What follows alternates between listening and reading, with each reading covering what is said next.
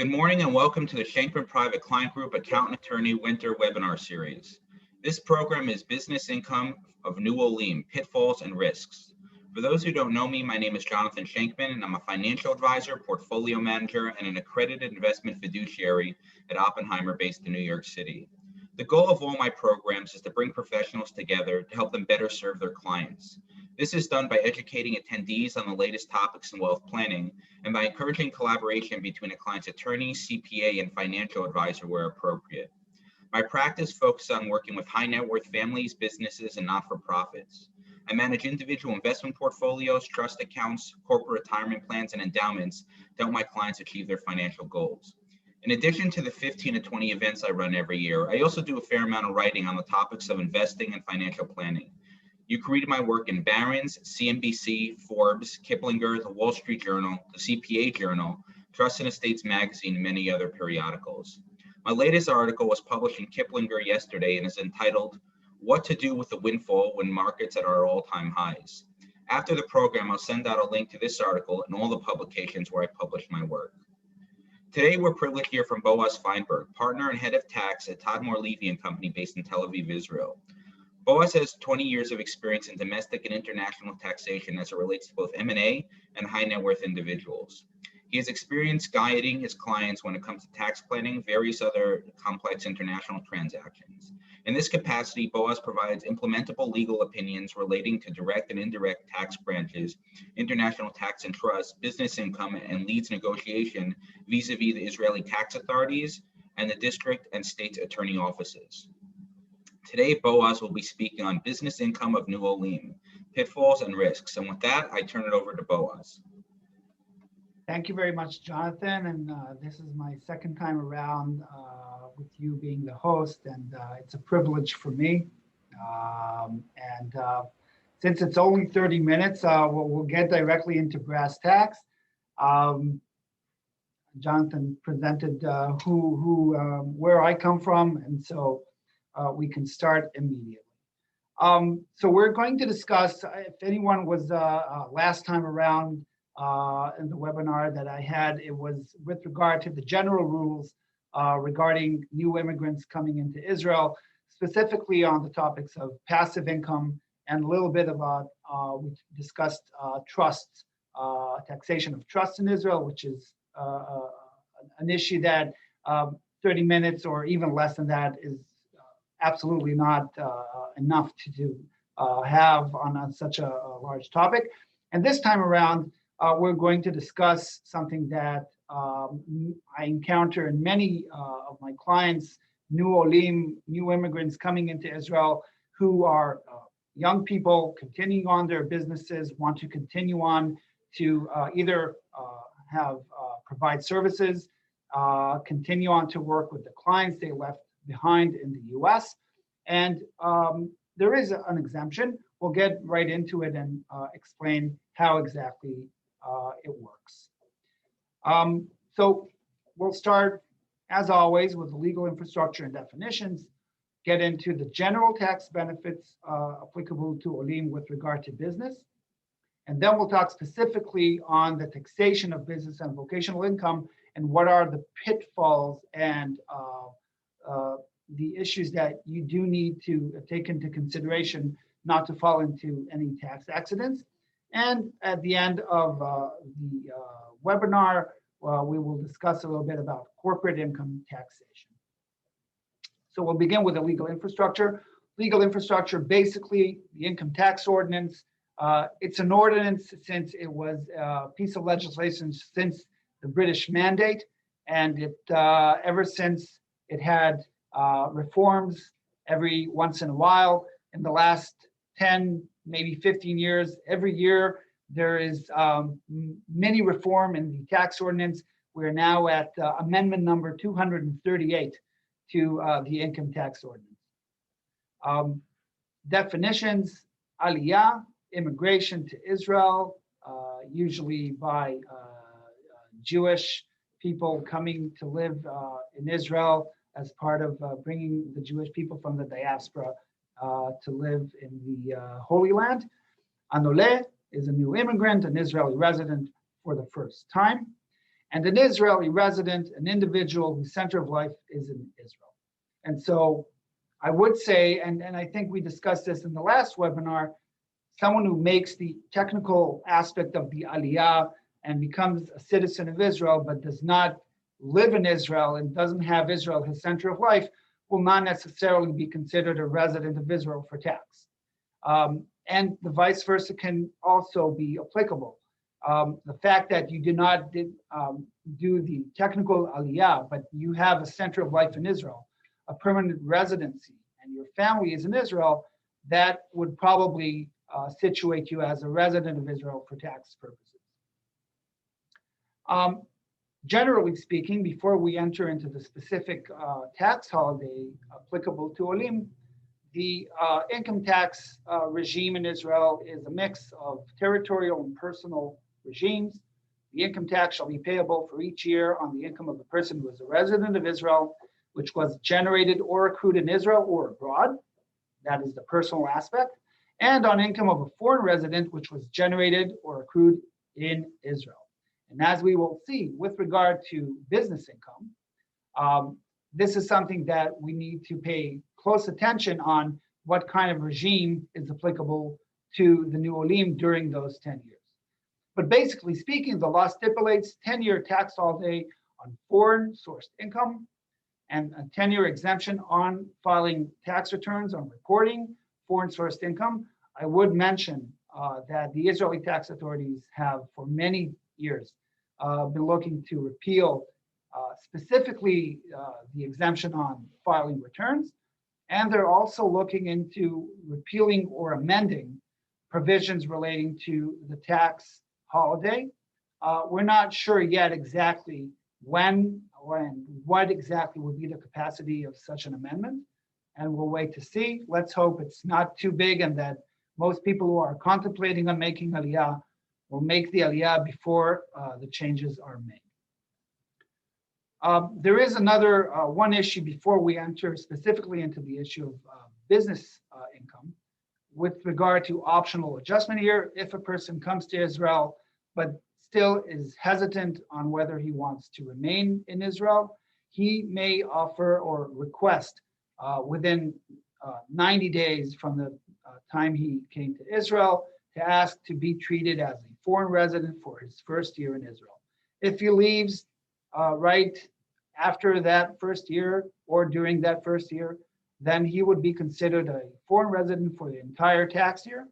And if he decides to remain in Israel, then that year he will be considered an Israeli tax resident. And so now let's discuss specifically the issues of the business and vocational. So we said there is an exemption, and we can get back to what I've written here, 10-year tax on foreign sourced income. But here now are the issues.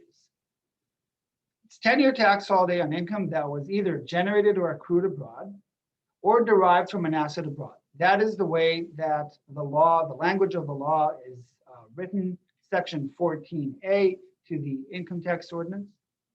And if it's business income, if it's generated in Israel, then it is taxable. And so the question is, what is business income that is generated in Israel, and what is business income that is generated outside Israel? That would be the first question we should review. And to answer that question, we would go to section 4A of the Israeli Tax Ordinance, which deals with the source of income. Source of income is determined in section 4A based on the nature of the income.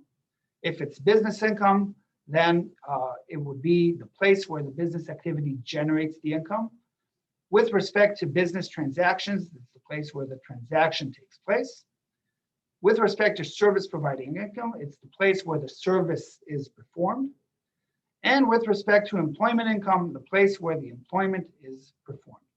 So that means that if a Noleh Chadash, a new immigrant, comes to Israel and has an office, or not necessarily an office, he could be at his home and work on his computer and answer emails and be on the phone and spend his entire time during the tax year in Israel, that would be considered business income that was generated in Israel.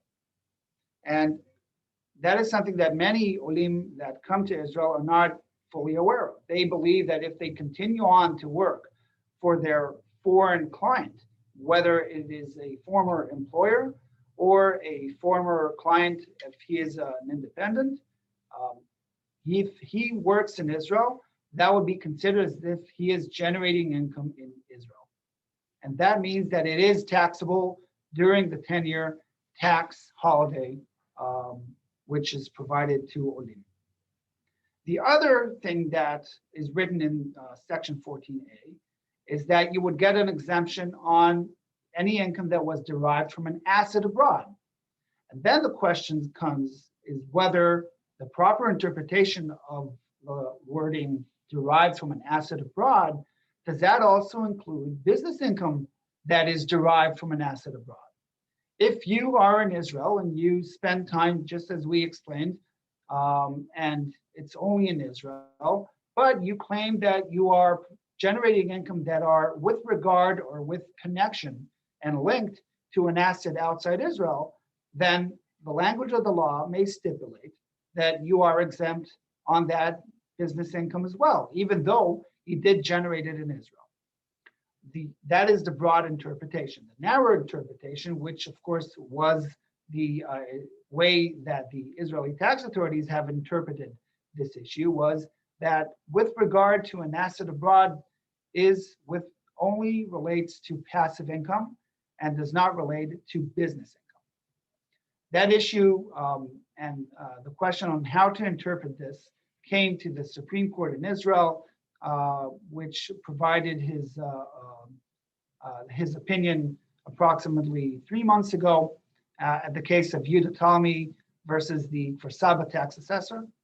And they decided to deny the taxpayer the broad interpretation and decided that active income resulting of a continuous effort by the taxpayer in Israel cannot constitute income that was derived from an asset outside Israel, and therefore any kind of business income that is generated while you are in Israel will be taxed in Israel during the 10-year tax holiday. Passive income, of course, whether it is dividend or interest or naturally capital gain tax, they of course are derived from an asset abroad. They will be exempt from taxes during the 10-year holiday. So then the question comes to be, what happens if there is a mixed income? If a person who is made aliyah, he now lives in Israel, his family is with him, but he is on the line. He continues on to visit the United States and to be present in the United States and outside Israel during the tax year for the 10-year tax period. What would be the way to tax that kind of income? The Israeli tax authorities' position, which was presented as circular, number 1, 2011, took a pretty straightforward approach of dividing the number of days of the taxpayer spending during a tax year. So if a person is spending half of the time in Israel and half of the time outside Israel while he is generating business income, then he would be taxed in Israel on half of his business income. That is the way the tax authorities are interpreting this question. They also claim that if you spend a small amount of time outside Israel, up to 40 days, then that would be considered as if you spent the entire time in Israel. So spending only 40 days outside Israel in the eyes of the tax authorities, that means that you actually spent most of the time here, and therefore you would be taxed in Israel on your entire business income. What can you do? So the Supreme Court actually, in the same Yehuda Talmi versus Kfar Saba, this question was also dealt in their opinion. And they actually stipulated that the dividing of the income does not necessarily have to be aligned with the number of days that a taxpayer spends between Israel and the United States. It can absolutely be determined on an economical substance. And for instance, if there is a doctor, and the doctor now lives in Israel and Granted, he does have some work to be done while he is in Israel, but it is pretty clear that the economic substance, the value of his work is much more appreciated on the work that he performs while he visits his clients, his patients in the United States. In that kind of circumstance, even though, for instance, that doctor spends half of his tax year in Israel, half of his tax year in the United States, it is our belief, and we have provided legal opinions to that extent, that he will be absolutely in a position to have a separate division other than paying 50% taxes or 50% of the income to be taxable in Israel. And that is something, as I said, that the Supreme Court has affirmed and has accepted. Although in that specific situation, the taxpayer was not able to demonstrate the other economical substance that was different than the time he spent in Israel and abroad. But it is definite that they allow for that kind of interpretation. And if you can provide a economic opinion, an assessment on the value of the time you spend outside Israel, and that it is much greater than the time, the work that you attribute in Israel, then you can claim that you should be taxed less and not on dividing the ratio of number of days you spend in Israel and outside Israel. Finally, we can discuss corporate income tax.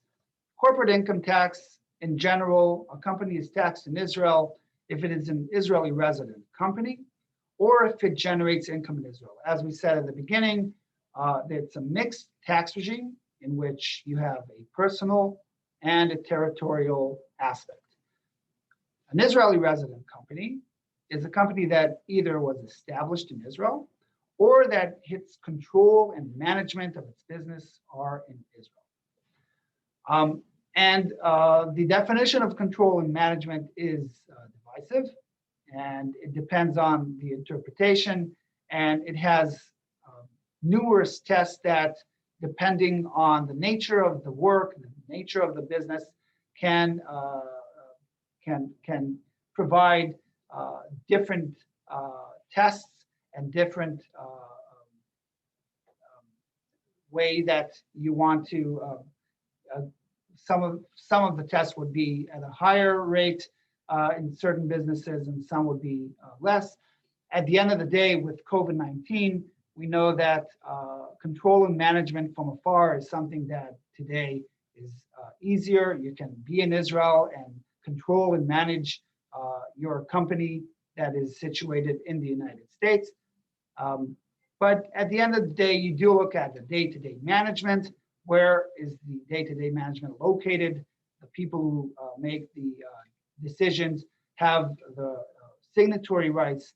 Who makes the policy determination? Where is that done? Is it done from Israel? Is it done from the United States? The CEO, if there's a CEO for the company, where is he living? Is he living in Israel or the United States? Bank account location, etc. And so a corporation, though, is not considered an Israeli resident for 10 years if its operations are controlled and managed in Israel by an individual who made Aliyah, who became an immigrant, citizen of Israel for the first time.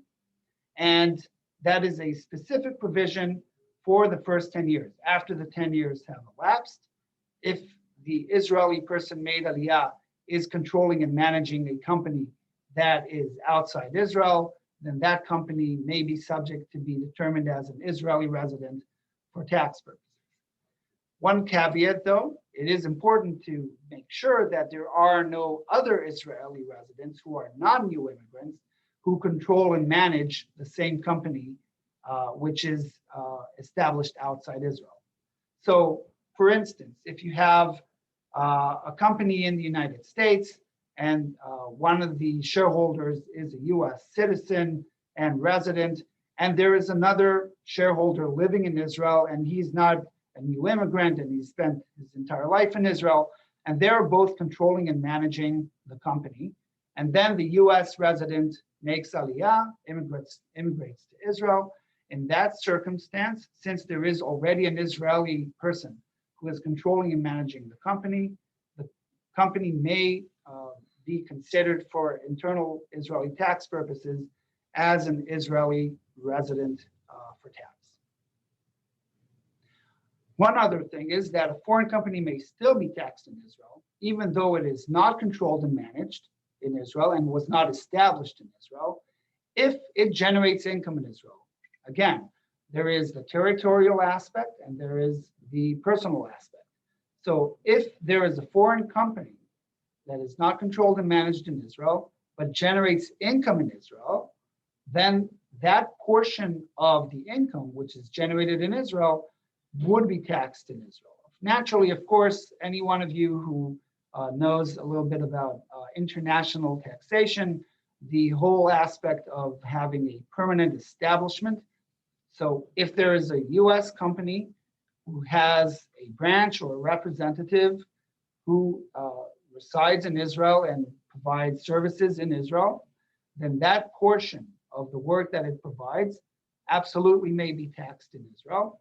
And even though in many situations, Israeli New Olim try to claim that they're not actually generating income and they're not controlling and managing the company because there is a specific provision that allows them to control and manage a US company, but still that company will not be considered an Israeli resident. So they try to claim we do not owe any tax because even though I am now managing a company from here, I get the special exemption. And so the Israeli tax authorities in that respect issued a position, 13 on 2016, that made it very clear from their perspective that if there is a foreign company that does have a permanent establishment in Israel, the fact that there is a new Olim, a new immigrant, living in Israel, and does not turn that company into an Israeli resident company, the fact that there is a representative of that company in Israel and generates income in Israel, that is enough to consider it taxable in Israel, at least for the portion of the work that is provided from Israel. So that's something that new Olim, new immigrants, have to take into consideration if they come to Israel and look and review the relationship they have with the company that they may be their shareholders or their CEOs. And if they are CEOs of a company and they manage day-to-day management of the company from Israel, Israel can still claim, the tax authorities may still claim, that that portion of the work should be attributed to Israel and pay tax upon it. The last thing I wanted to discuss with you, which is not necessarily with regard to New Olim, but in many cases, New Olim have these structures up front and they make aliyah into Israel while having a structure of having a see-through entity. And specifically here, I'm discussing an LLC entity. And for those who are not familiar with the LLC, I'm sure that most of you are, the LLC in the United States is considered for tax purposes as a flow-through entity. And the problem is that in Israel, it is considered a blocker corporation. That, of course, puts a problem with regard to tax credit. The problem is that Israel, since it sees the corporation as a blocker and not as a flow-through, then any kind of tax that is paid on the level of a corporation, even though in the United States that there is no corporate level, but rather only the individual level, in the eyes of the Israeli tax authorities, any payment of tax made by the individual on the income of the corporation, of the LLC, is taxed at the corporate level. And that means that any kind of distribution of dividends, while it is tax-free in the United States, owes an additional tax in Israel of between 25 to 30%. 30% if you're a controlling shareholder, meaning you hold 10% or more in that LLC. That, of course, if you take into consideration the individual tax rate of the shareholder, which can go all the way up to a federal of 37%, and then you add on top of that an additional 30%, then you realize it's a problem. And Israel, as I said, does not allow you to get a tax credit on the 37% because that is tax that was actually paid by the corporation in the eyes of the Israeli tax authority. And because of that situation, and since many investors, not necessarily US citizens, also regular Israeli citizens who wanted, for instance, to invest in real estate in the United States, use the LLC corporation to hold the real estate investments. And therefore, Israel did try to find some kind of solution, and they have found,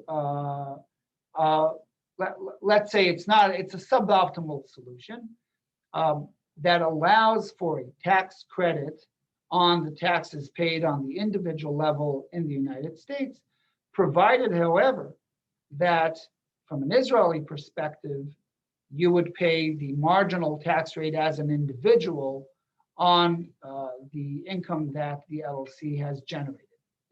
And in order to be eligible to do that, it has to be meeting certain criteria. One of them, of course, is that the LLC is considered a company for US tax purposes, and that is a flow-through in the United States. The other provision that must be met in order to enjoy this kind of tax credit is only if the control and management of that company is not in Israel. And that, again, turns us back to the discussion we had with regard to Olim. The first 10 years, there is no control and management of the company in Israel, even though the new immigrant may be the person who is managing the operations. And lastly, that the LLC should be considered a disregarded entity for US tax purposes, and that you check the box in Israel to also consider it a flow-through entity. One thing that must be taken, though, into consideration from the Israeli tax perspective, the LLC is still considered a corporation for any other purpose. That means that the ability to have a flow-through mechanism with regard to the income that generated from the LLC is only with regard to the tax credit that may be now provided on the taxes paid in the United States. For any other purpose, for instance, carry over losses. If the LLC, if for instance, you have a person holding two LLCs and one LLC generates a profit and the other one generates a loss, you will not be allowed to have those two mended together to get into a single result. Because from the eyes of the Israeli tax authorities, each LLC is taxed differently on a corporate level. It's not an individual level. And the flow-through mechanism is only applicable to the tax credit that you may receive if you hold an LLC. So that's another issue, and naturally there are ways to exploit the flow-through entity, if either using a trust. In certain cases, you can use an S corp or an LLC in order to actually diminish the tax result if you have an Israeli beneficiary of a trust. And in certain circumstances, the fact that the LLC is reviewed as a corporation other than the issue of the tax credit may be advantageous in different scenarios. And I believe that is it. Naturally, if you have any questions, I'll be happy to answer them after the webinar if you wish to send those to me. And it's been a pleasure, as always. Thank you so much, Boaz. If anyone has any specific questions, new business opportunities, or any other issues they'd like to discuss, please feel free to reach out directly to Boaz or myself where appropriate. I'll be sure to include his contact information in the follow-up email to this program. As I mentioned at the onset, the goal of these programs is to stay up to date on timely wealth management related topics and to collaborate where appropriate. I think we can all agree that the clients who are best prepared are the ones who are served by a team of knowledgeable advisors. Two more quick items before I let you go. First, if you know anyone that would like to subscribe to my webinar distribution list, please have them email me with the word subscribe in the subject line. Second, this concludes my winter webinar series. My spring webinar series will run from April 22nd through May 27th and will cover a range of timely topics from mid-year estate planning considerations to international planning, the modern family, New York income taxes, and philanthropy. In the coming weeks, I'll send out the registration information to my spring webinar series, and I hope you can attend. And with that, this concludes today's session. Please stay safe and healthy. Have a wonderful day, everybody.